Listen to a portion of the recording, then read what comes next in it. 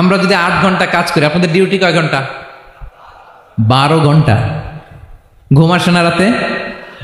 সারাদিন যখন কাজ করেন বিছানায় যেয়ে পড়লেই আয় রেখে আরামের ঘুম। আল্লাহ বলে ওয়াজআলনা নাওমাকুম সুবাতা, আমি ঘুমকে বানিয়েছি তোমাদের বিশ্রামের বাহন। আলহামদুলিল্লাহ। 12 ঘন্টা কাজ করে আবার 4 ঘন্টা 5 ঘন্টা ঘুমাইলেই আবার শরীরের ভেতরে এনার্জিটা দিয়ে দেয় কে?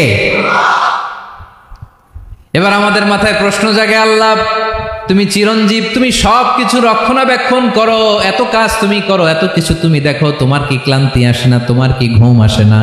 আল্লাহ তখন বলেন লা তাখুযুহু সিনাতু ওয়ালা নাওম, আমি আল্লাহর চোখে ঘুম নাই।